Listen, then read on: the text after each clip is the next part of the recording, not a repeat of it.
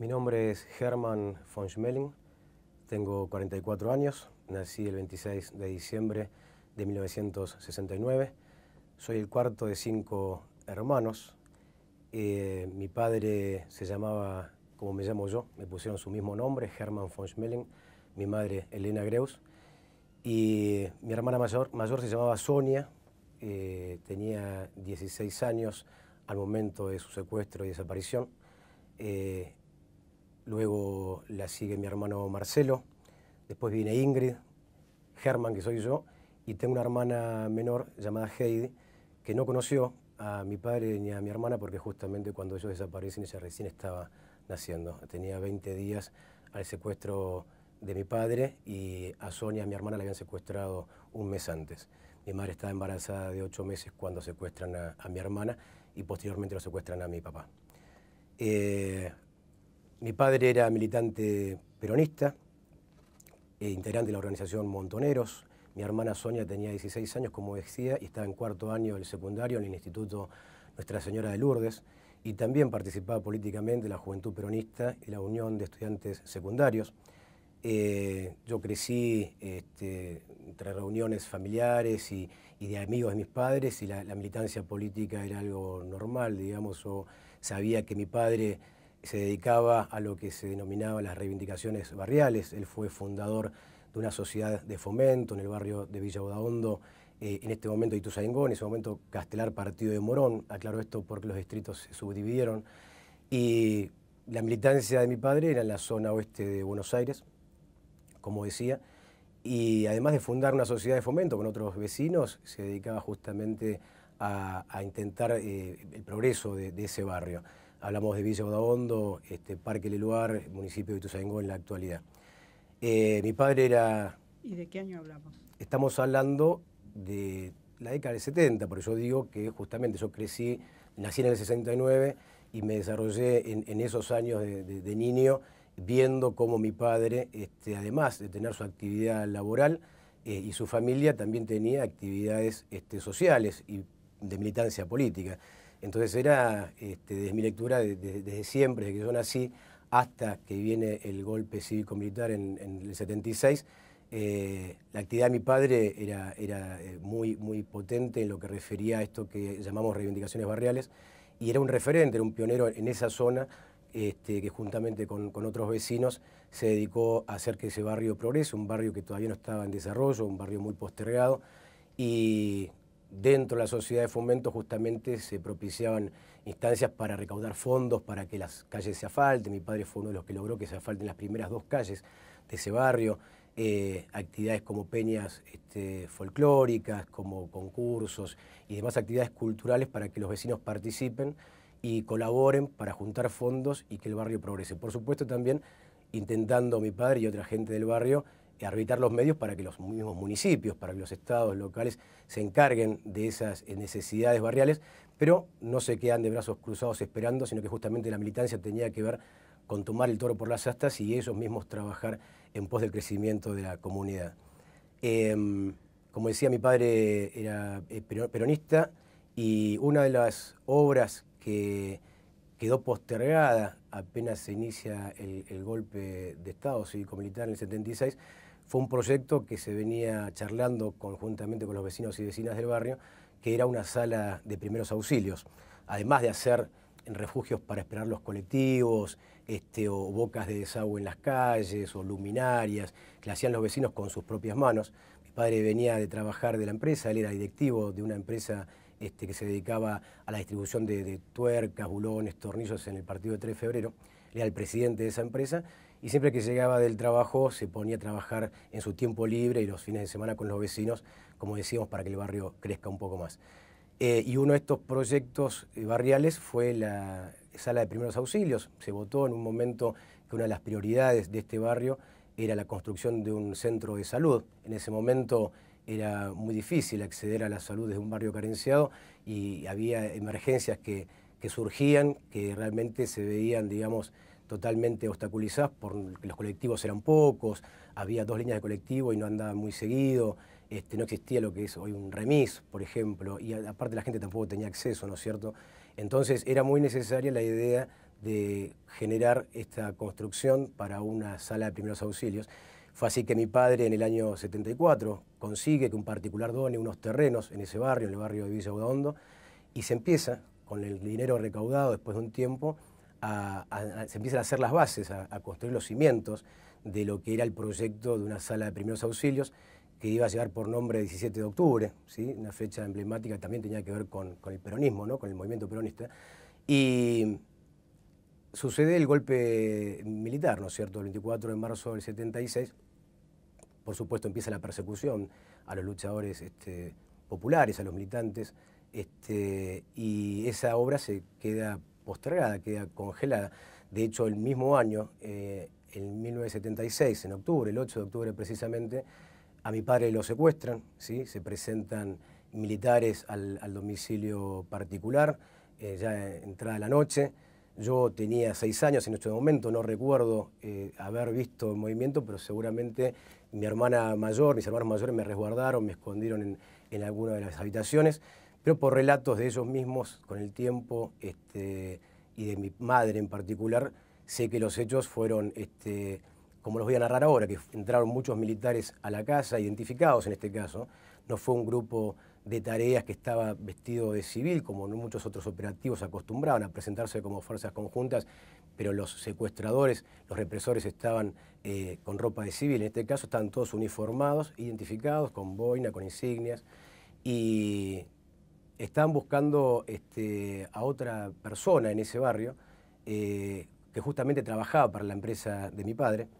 Y cuando van a este domicilio de este empleado de mi padre, se encuentran con la mujer que les dice algo que era cierto, que el esposo estaba viajando, porque su jefe le había encomendado una tarea en el interior que tenía que ver con esto de la venta, la distribución de los elementos que se distribuían en la fábrica, en la empresa que mi padre manejaba.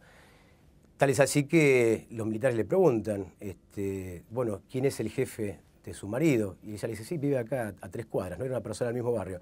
Fue así como van a buscar a mi padre, más allá que mi padre era una persona que estaba comprometida en la militancia política, fue así el hecho de que llegan en ese momento a mi casa y bueno, lo llevan después de golpearlo dentro de nuestro domicilio, de ponerle una bolsa de esas que se hacen las compras, ¿no? Para hacer las compras, no una bolsa para asfixiarlo, sino para obstaculizarle la vista, la visión, y empieza a recibir golpes de muchos lados. Esto lo vio mi madre, y tiempo después se lo llevan. Antes de eso se roban cosas, se llevan cuestiones, digamos, elementos de la casa, revisan una biblioteca. Mi madre narra que en un momento encuentran algunos libros y mi hermano, que estaba empezando la secundaria, había ido creo que a la embajada de China y a otros lugares y tenía como algunos folletos, entonces le dijeron, vos sos un comunista, y cuestiones, digamos, de violencia psíquica también, no sé, psicológica, hacia los que estábamos allí. Yo no me acuerdo, creo que estaba justamente encerrado en las habitaciones, pero sí mi madre narra que fue muy, muy violento el asunto, sobre todo con mi padre, y se lo llevan. Esto fue el 8 de octubre del 76. ¿Y qué fuerza es la que se lo lleva? En ese momento mi madre no identificó exactamente qué fuerza era. Sí sabemos con el tiempo que todo lo que tenía que ver con esa zona, con lo que era el distrito de Morón, el viejo partido de Morón, que incluía a Hurlingham y Ituzaingó, el partido de Merlo y de Moreno, estaba a cargo de la Fuerza Aérea. La subzona 16, como los militares denominaban a esa zona, ya que zonificaban todo el territorio nacional en zonas y subzonas para los operativos de secuestro, la zona de Merlo, Moreno y Morón estaba a cargo de la Fuerza Aérea. Entonces estimamos que fue la Fuerza Aérea que ese día llegó con sus camionetas, con sus vehículos y mucha cantidad de gente, y se llevó esa noche a mi padre. Hablamos del 8 de octubre del 76. Por supuesto, un caos en la familia a partir de ese momento. Mi madre desesperada haciendo presentaciones en distintos ámbitos. Yo todavía conservo al día de hoy una carta original, una respuesta que Monseñor Raspanti, el entonces obispo de Morón, le responde a mi madre, después que mi madre hizo habeas corpus y particularmente presentó ante la diócesis de Morón una carta pidiendo saber el paradero de su marido. Le contesta Monseñor Raspanti algo así, resumido, ¿no es cierto? Algo como, señora, no sabemos nada de su marido, pero vamos a rezar por él, ¿no? Que es lo que se acostumbraba a responder. Hoy sabemos que la Iglesia y la dictadura tenía una clara connivencia, ¿no es cierto? A salvo algunas excepciones muy precisas, la Iglesia fue cómplice también de la dictadura y sabía qué pasaba con los desaparecidos. Conservo esa carta de mitad de octubre del año 76, pero después los liberan a mi padre. Se supo con el tiempo que estuvo en cautiverio, detenido ilegalmente, en la comisaría tercera de Castelar. Se lo llevan allí, se llevan la camioneta que lo usaba para el trabajo. La camioneta aparece luego a pocos metros de la comisaría y también hay testimonios que se lo vio en ese momento en la comisaría tercera de Castelar.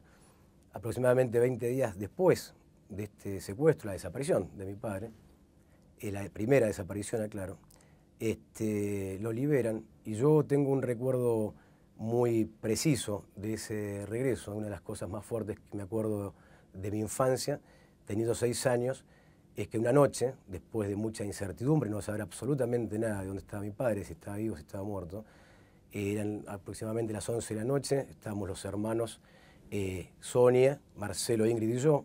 Heidi, la más chica, todavía faltaba mucho para que nazca, de hecho no estaba ni en proyectos aún, y se escucha, tenemos, porque yo vivo actualmente en esa casa, en la casa familiar, la casa donde nacimos, y la puerta principal es una puerta de madera que da a un living. Sin embargo hay otra puerta que da al parque, a un jardín, hay un jardín importante en la casa, y se escuchan golpes en la puerta trasera, que es una puerta que es de chapa. 11 de la noche, me acuerdo que mi madre estaba con un camisón rosado y todos los niños, porque éramos todos niños, con ella, se escuchan golpes y mi madre con una voz muy temerosa pregunta, ¿quién es? Y escuchamos todos que del otro lado dicen papá. Y por supuesto yo escucho la voz de mi padre, era mi padre el que decía eso. Se abre la puerta y para mí fue un shock, ¿no? Porque veo que mi madre se abraza a alguien y se pone a llorar, pero para mí no era mi padre, porque yo no lo reconocía, porque estaba con muchísimos kilos menos, estaba muy lastimado, estaba con ropas que no le pertenecían, con una bermuda sucia, una camisa toda raída, estaba para mí eran quemaduras, era la marca de lo que se llama tabique, que era la venda que les ponían para que no vean. Estaba con quemaduras en los brazos, con una barba muy crecida de muchos días, y yo a mi padre estaba acostumbrado a verlo sin barba o con bigotes, ¿sí? Afeitado o con bigotes, sin una barba, digamos, de tantos días. Entonces, a mí me costó aceptar en principio que ese era mi padre. Pero claro, después lo escucho, se abraza a mi madre, se abraza a mi hermano mayor, y me doy cuenta que a mi padre le había pasado algo terrible. Yo creo que desde ese día, teniendo 6 años, a punto de cumplir 7, yo empecé a crecer de golpe, ¿no es cierto? Es como me he transformado en ese momento en lo que se denomina un niño sobreadaptado, digamos, ¿no? Porque empezaba a vivir, si bien yo estaba acostumbrado a lo que era la militancia política, las unidades básicas, las sociedades de fomento y las reuniones que tenía mi padre, donde se hablaba de política, yo me di cuenta que en ese momento la cosa era complicada, y empecé a tener una lectura, ¿sí?, de un niño de 6 años muy particular, porque si bien era un niño normal, digamos, promedio, que jugaba con sus amiguitos y demás, tenía como una suerte de desdoblamiento, digamos, ¿no? Porque yo en casa vivía otra realidad a partir de esa instancia del secuestro de mi padre y su regreso a los 20 días, viniendo de esa forma tan terrible. ¿Qué pasa en ese momento? Bueno, mi padre muy preocupado, habla con mi madre y decide, se habla incluso, esto me lo cuenta mi madre con los años, ¿no? Se empieza a considerar la posibilidad, se empieza a considerar la posibilidad del exilio, de irnos del país, pero después de charlar y meditarlo, deciden que no, que era complicado. Mi padre nació en Paraguay, ¿sí? Somos de ascendencia alemana. Mi nombre es muy alemán, el de él también, tenemos el mismo nombre, pero él nació en Paraguay y también había una dictadura en Paraguay, ¿no es cierto? Entonces, no era irse a un país, digamos, cercano, sino que en todo caso la idea también es irnos a Alemania o a algún otro lugar muy lejano. Pero desisten de esa idea después de charlarlo y meditarlo, dicen, bueno, no, posiblemente esto cambie, esto se calme. Mi padre habla con el dueño de la empresa, porque era el presidente, pero no era el dueño de la empresa, habla con el dueño de esta empresa, que se llamaba Cadeca, y que, como decía, quedaba en 3 de febrero, y el mismo dueño de la empresa le dice, no, mudate, Germán, tal vez cambiando desde el área donde vos militás, donde vos tenés esa participación política, yéndote un tiempo la cosa se calma, ya no te buscan ni a vos ni a tu familia. Bueno, cuestiones que después de un tiempo de charlarlo deciden que no, que nos quedamos, todos éramos muy chicos. Yo estaba en primer grado de la escuela primaria. Pero claro, la decisión que toma mi padre es irse de este barrio de Villa Bodondo, de la zona oeste. Estamos un tiempo viviendo en hoteles, particularmente me acuerdo del hotel, del Chile Hotel, que es un hotel que queda, creo que todavía existe en la Avenida de Mayo, en Microcentro. Estamos un tiempo viviendo allí escondidos. Y luego, al otro año, al inicio del año 77, se decide alquilar una casa en la zona norte, en la localidad de Olivos.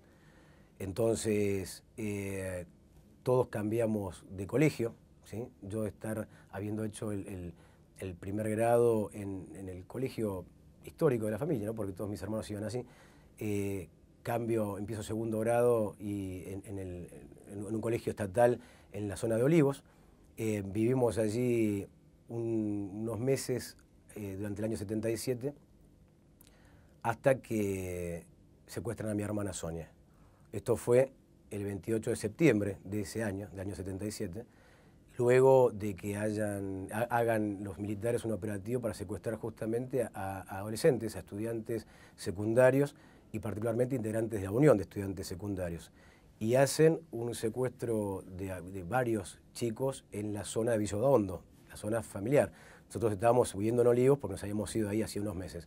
Sin embargo, secuestran a algunos chicos, puntualmente también a un compañero de colegio de Sonia, que era un año mayor, ya había terminado, pero era compañero de colegio del Instituto Nuestra Señora de Lourdes. Lo secuestran a él también, rondando el 20 de septiembre, por esa fecha aproximadamente, secuestran a otros chicos más, y luego dan con el domicilio a donde nosotros nos habíamos ido, y la van a buscar específicamente a mi hermana, más allá que mi padre era el cuadro político y tenía mucho más compromiso, ¿no es cierto?, que una chica de 16 años, que era, por cierto, muy comprometida, ¿no es cierto?, porque también hay que desmistificar esto de que, como eran chicos y jóvenes, eran muy comprometidos, y Sonia particularmente era una chica muy segura, con muchas convicciones, estaba muy segura de lo que estaba haciendo, más allá de lo que la pudo haber inculcado mi padre. Sus 16 años eran de una chica muy madura y que trabajaba en conjunto con sus compañeros también para que la sociedad sea más justa, más equitativa, ¿no? La militancia tenía que ver con eso, con construir un país mejor. Y en ese caso, ¿sí saben qué fuerza secuestra a Sonia? Se presentan a las 11 de la noche aproximadamente en la casa de Olivos y ellos se presentan como fuerzas conjuntas. Ahí sí estaban de civil, con armas largas. Estamos toda la familia en la casa, incluyendo a mi hermana menor que está en el vientre de mi madre, ¿sí?, con 8 meses de gestación. Estamos hablando del 28 de septiembre de 1977. Se presentan fuerzas conjuntas diciendo que están buscando a Sonia von Schmeling. Sale mi padre y mi madre con el camisón y embarazada de 8 meses, con una panza terrible. Nosotros escondidos en una habitación, Sonia inclusive, y mi padre dice, llévenme a mí. ¿Por qué se van a llevar a mi hija que tiene 16 años, es una buena estudiante? Dice mi papá. ¿Por qué no me llevan a mí? No, señor, le vamos a llevar a su hija, quédese tranquilo, le vamos a hacer unas preguntas y se la traemos. Así que quédese tranquilo. Por supuesto, mi padre no creyó en absoluto esto y se resistió. Tal es así que lo vendan y lo esposan y lo llevan para el baño. En ese momento, esto por relato de mi madre, lo sé, por supuesto, mi madre se arrodilla y le pide, rogándole a esta persona, el que comandaba el operativo, que eran muchas personas, le dice, señor, por favor, déjeme ir con mi hija, yo quiero ir con ella. Y en ese momento no sé qué le habrá pasado por la cabeza a este sujeto, porque podía haber pasado otra cosa por la cabeza. Lo que le pasó es que llamó a mi padre y le dijo, señor, calme a su esposa, señor, cálmela, porque la vamos a llevar.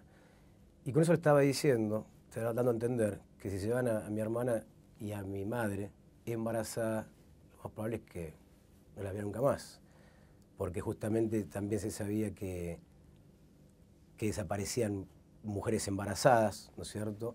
Y hoy sabemos que se quedan con los hijos de esas mujeres. que parían en cautiverio.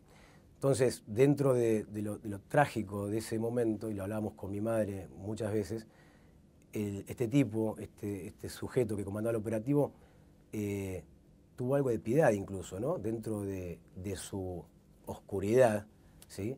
Dentro de lo que estaba ejecutando, que era el secuestro de una adolescente, podría haber tomado la decisión de decir, sí, señora, bueno, venga, acompáñenos. Y hoy mi hermana menor sería una nieta que estaríamos buscando junto a las abuelas de Plaza de Mayo, porque seguramente a mi madre la habrían asesinado enseguida después de parir, y mi hermana Heidi sería una chica con su identidad fraguada, muy probablemente. No sucedió esto, mi padre le sacan la venda, lo desatan, y creo, yo me pongo trato de ponerme en su lugar, ¿no? Una decisión terrible, porque estábamos todos allí, todos corríamos riesgos. Si querían nos mataban a todos, si querían nos llevaban a todos. Sin embargo, él tuvo que decirle a mi mamá, Elena, vamos a tener que confiar en estos señores. Sabiendo, estoy seguro que él sabía que muy probablemente jamás vea a su hija de 16 años.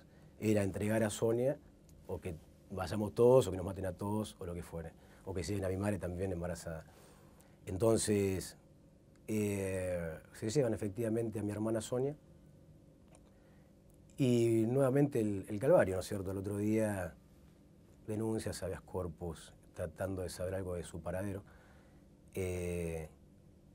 Sonia cumplía años el 21 de octubre, la secuestran un 28 de septiembre, entonces estimamos que cumplió 17 años en cautiverio. El 24 de octubre, es decir, 3 días después del cumpleaños de Sonia, nace mi hermana menor, Heidi. Es decir, que mi madre estaba con una nena recién nacida y hacía poco le habían llevado a su hija mayor. Mi padre la conocía a Heidi, por supuesto. Heidi, mi hermana menor, no se acuerda, porque a los 20 días, aproximadamente el 15 de noviembre, ¿sí? Inmediatamente después del nacimiento de mi hermana menor, mi padre, que se iba con su vehículo todos los días a trabajar, desde la Casa de Olivos, estamos hablando, donde estábamos alquilando, se va con toda la tragedia familiar que existía, ¿no? Con todo ese clima terrible, pero él iba a cumplir sus responsabilidades como director de la empresa. Mi madre lo despide como todas las mañanas, y a las 10 de la mañana aproximadamente llama a la secretaria de mi papá a la casa particular. Atiende mi madre y la secretaria de mi padre pregunta, Elena, ¿Germán está allí? Y mi mamá le dijo, no, Germán se fue a trabajar como todos los días, por acá no llegó. Entonces ahí nos dimos cuenta todos que efectivamente lo habían interceptado en el camino de la casa al trabajo, no sabemos dónde, si en la esquina de la casa o en la esquina del trabajo o en el medio, no tenemos idea, pero nunca más se supo nada de él ni del vehículo que conducía, ¿no? Lo llevan y el auto tampoco nunca jamás apareció. Eso fue el 15 de noviembre de 1977. Bueno, esos son los hechos. Hoy, en la actualidad, sabemos por testimonios de sobrevivientes, de gente que estuvo secuestrada, pero que recobró la libertad después de un tiempo, que la última vez que se los vio con vida a ambos fue en ese periodo, a fines del 77, en la primera brigada de San Justo. Es decir, en un lugar que hoy pertenece a lo que se denomina el circuito Camps, ¿sí? Hablamos de los juicios que se hacen por la memoria, la verdad y la justicia, y la comisaría de San Justo, la brigada primera de San Justo, que existe como una comisaría, también funcionó, como tantas otras comisarías en todo el país, como centros clandestinos de detención. Hoy es un lugar que está señalizado, ¿sí? La gente que va a esa dependencia ve una placa que dice qué es lo que pasó en la última dictadura cívico-militar, y bueno, en ese lugar en particular tiene que ver con Sonia, con mi hermana y con mi padre, porque según testimonios estuvieron allí por última vez. También se sabe que mi padre seguramente lo deben haber asesinado inmediatamente después del secuestro, o que alguien lo vio muy torturado y ya muy mal, y que seguramente no sobrevivió mucho más de la fecha del secuestro. Pero dicen que Sonia hasta fines del año 77 estuvo en cautiverio en esa comisaría. Dicho esto, yo tengo que decir que mientras tanto, duró la dictadura, todos los años de que duró la dictadura, desde el secuestro de ambos definitivo, ¿no? Porque mi padre fue secuestrado 2 veces, desde la desaparición definitiva de ambos hasta entrar a la democracia, tanto mi madre como mis hermanos con muchos amigos y familiares, esperamos que estén vivos. Es decir, que todo esto lo sé yo ahora, digamos, después de 30 años de democracia, pero yo crecí esperando que mi padre y mi hermana vuelvan. No tuve la oportunidad de verlos muertos, de ver sus cuerpos, como ningún familiar tuvo la oportunidad.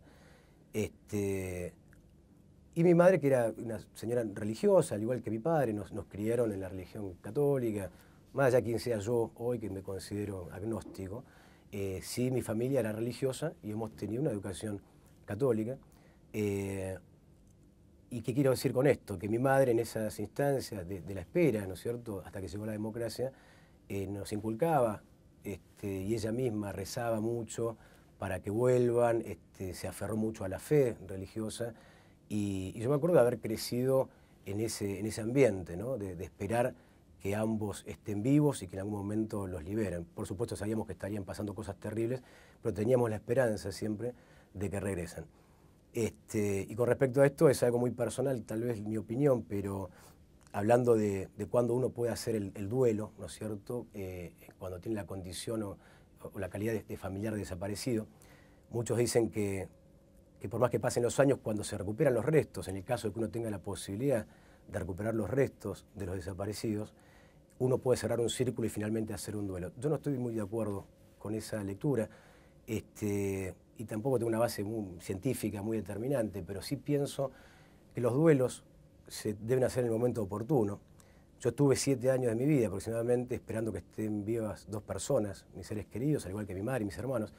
Yo no represento la opinión ni de mi madre ni de mis hermanos en este acto, pero sí hablo de mí.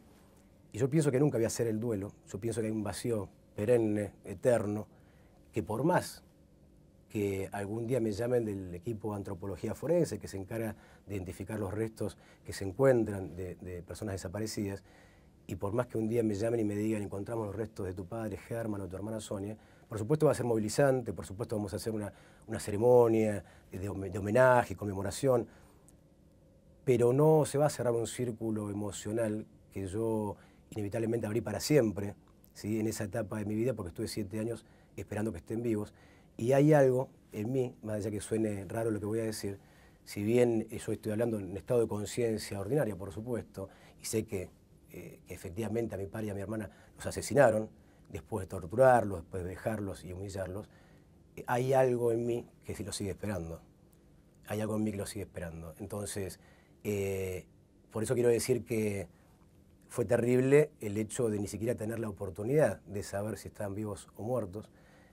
Fue terrible esperarlos y tener que resignarse luego de entrar a la democracia. Yo justamente empezaba mi adolescencia cuando vine a la democracia. Yo nací a fines del 69, es decir, que tenía 12, 13 años cuando empiezo el colegio secundario. Y cuando ahí sabemos, aceptamos ya la realidad triste de que no van a regresar, porque ya estaba la democracia instalada, los juicios a las juntas, la Comisión Nacional de Desaparición de Personas investigando sobre los crímenes que se cometieron en la dictadura. Ustedes, o tu madre, mejor dicho, se presentó ante la CONADEP. Sí, claro. Sí, sí. Mi madre hizo, digamos, todas las denuncias que hacían todos los familiares. Sí tengo que decir que mi madre no participó orgánicamente de Madres de Plaza de Mayo, sí tuvo relación estrecha con ellas siempre, también con familiares de desaparecidos y detenidos por razones políticas, con la Liga Argentina por los Derechos del Hombre, y un montón de organismos que ya trabajan desde hacía mucho tiempo y que se juntaban para el reclamo de verdad y justicia, ¿no es cierto? Pero, y asimismo tampoco mis hermanos ni yo hemos participado orgánicamente de la agrupación Hijos, o hermanos, porque también hay una agrupación de hermanos hoy por hoy.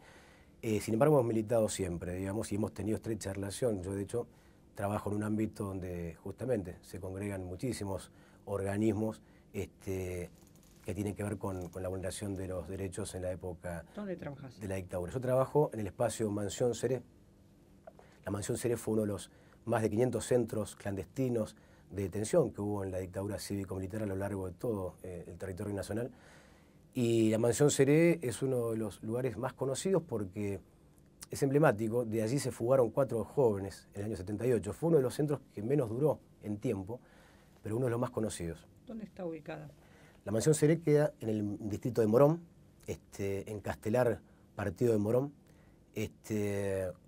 y hace aproximadamente 14 años, vamos a cumplir ahora en julio, en el municipio de Morón que se tomó la iniciativa de fundar en el mismo predio en donde funcionó este centro clandestino la Dirección de Derechos Humanos del municipio de Morón.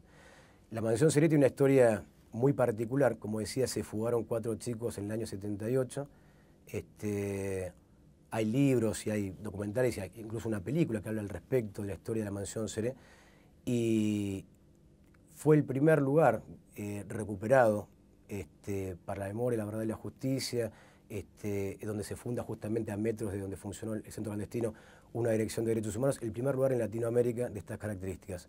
Y lo digo trabajando en el municipio de Morón con mucho orgullo, sin jactarme de eso, pero sí es importante destacar eso, que fue la iniciativa de un gobierno municipal, conjuntamente, por supuesto, con organizaciones, con familiares desaparecidos, con víctimas sobrevivientes de ese mismo centro clandestino y de otros de la zona oeste. ¿Y qué fuerza operaba en ese centro clandestino? De la Fuerza Aérea. Como decíamos al inicio, la Fuerza Aérea trabajaba en la denominada subzona 16 y el partido de Morón justamente estaba bajo la Fuerza Aérea. Estaba la 7ª Brigada Aérea de Morón, la 1ª Brigada Aérea de Palomar.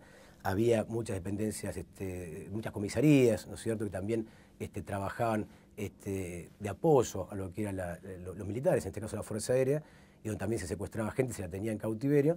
Pero la mansión sería una casa, una casona, digamos, muy lujosa, perteneciente a una familia que nada, tuvo que ver con la dictadura, también esto es digno de aclararlo, ¿no es cierto? La familia Seré, una familia muy pudiente, que luego se desprende de esos terrenos y de esa casona, y después eso pasa por muchas manos, lo adquiere en su momento lo que es el Instituto de Previsión Social de lo que sería hoy gobierno de la Ciudad de Buenos Aires, es decir, pasa por muchas manos hasta que empieza a prestarse en comodato a la Fuerza Aérea, ¿sí? Y la Fuerza Aérea empieza a utilizar ya del año 60 en adelante como casinos oficiales y como para usos, digamos, de la propia Fuerza.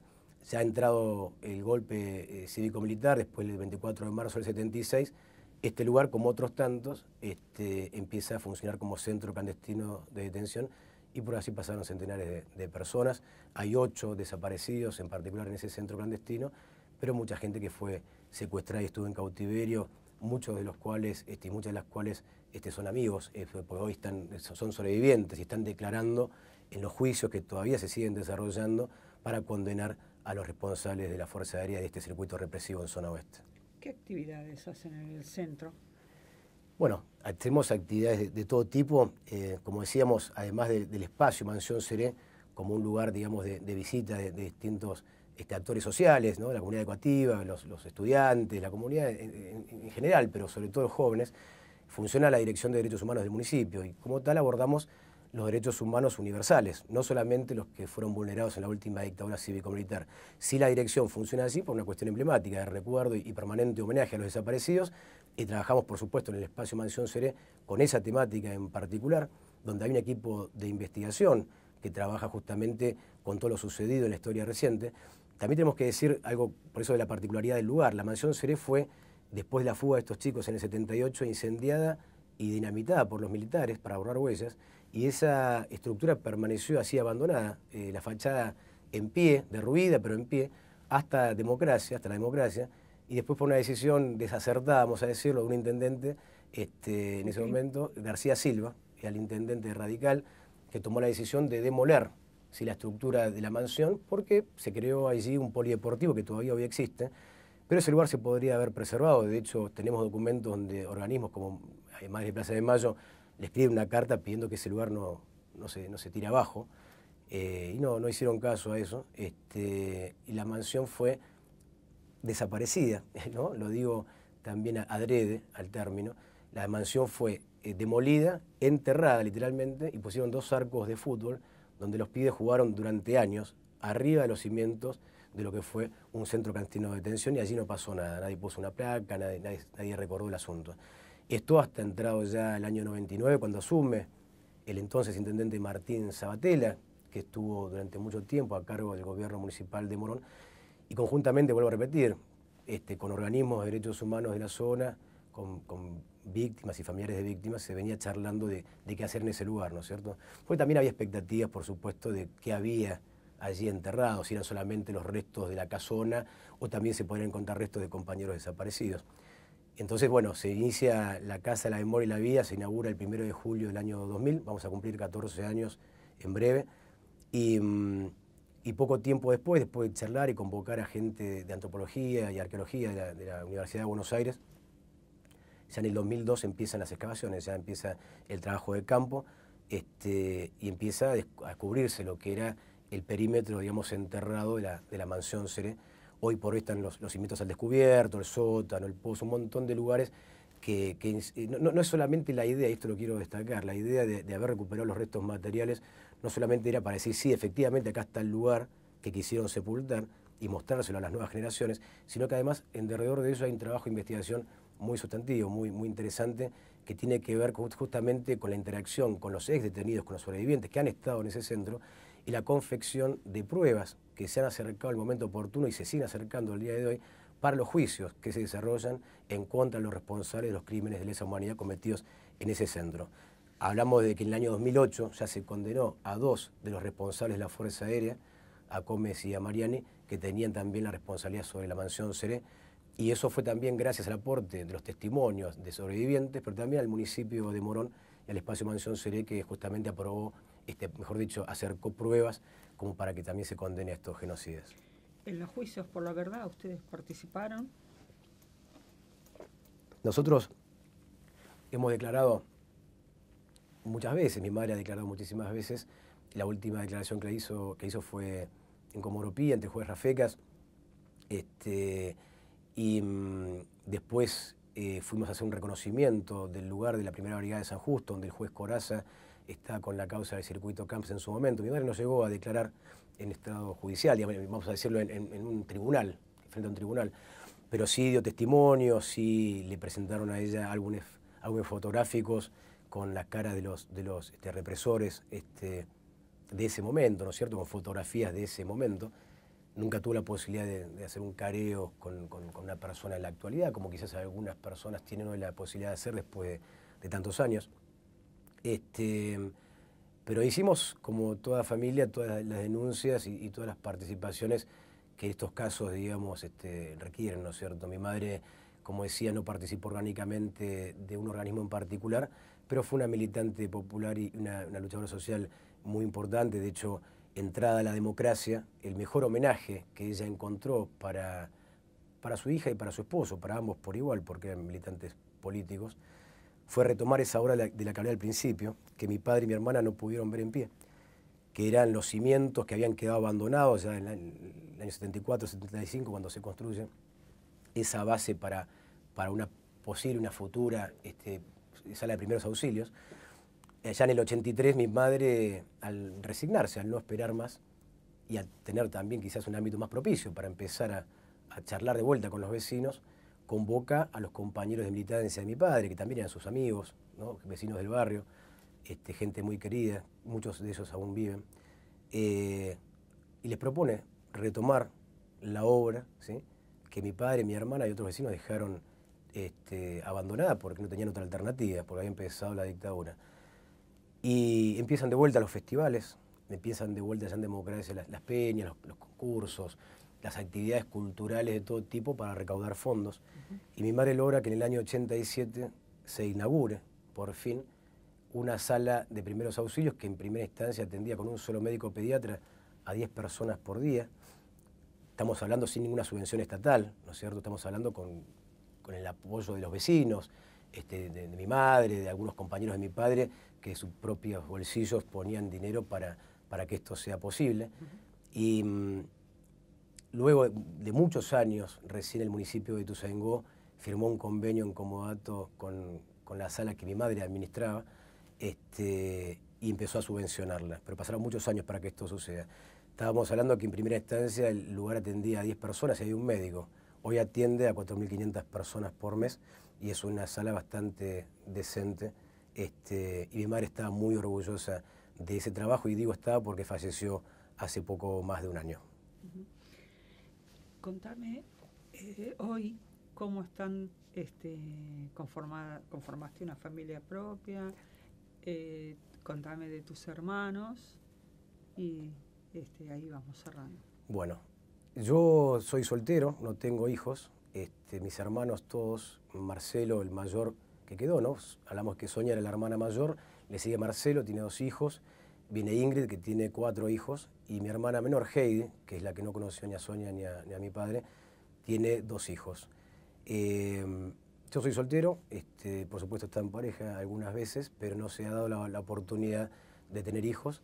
Y bueno, somos una familia pese a todo, como yo dije en alguna instancia, dejamos de ser una familia para convertirnos en otra diferente, una familia que mutó y a todos nos tocó desde muy chicos participar justamente del reclamo de justicia en relación a los hechos, digamos, familiares que vivimos, y siempre, por supuesto, comandados por mi madre, por la figura emblemática de mi madre, que era muy poderosa y nos ha cobijado y nos ha dado las herramientas para que individualmente también nos desarrollemos. Tal vez no somos una pinturita, digamos, tal vez no seamos seres ejemplares, pero creo que todos los hermanos, todos los hijos de mis padres, todos mis hermanos, somos personas honestas y que procuramos también reivindicar la memoria tanto de mi padre, de mi hermana y de mi madre, para que la sociedad sea cada vez más justa y mejor. Última pregunta. ¿Qué te motivó a aceptar esta entrevista, a dejar tu testimonio en la Biblioteca Nacional? Bueno, cuando me convocaron no lo dudé, porque yo desde hace muchos años justamente tengo el compromiso personal. Tal vez de los hermanos soy el que más cercano está a este tipo de trabajos, porque para mí es un trabajo, es una responsabilidad familiar, pero me dedico justamente a comentarles, sobre todo a las nuevas generaciones, a los chicos, a los jóvenes que también me hacen entrevistas en mi oficina y más allá que van a conocer todo lo que hacemos en la Dirección de Derechos Humanos, particularmente quieren entrevistarme a mí porque les interesa mi historia en particular y la de mi familia. Así que una vez más me vi en la responsabilidad de poder documentar este testimonio para que la comunidad toda, ahora y en el futuro, pueda tener acceso a la palabra de alguien que sufrió el terrorismo de Estado en carne propia. Y bueno, a mí me tocó vivirlo desde muy pequeño, y todavía, por supuesto, vivimos las consecuencias y tratamos de contrarrestarlas de esta manera. Por eso este testimonio me parece fundamental, como seguramente los testimonios de todos los compañeros que han pasado por aquí. Muchas gracias. A vos.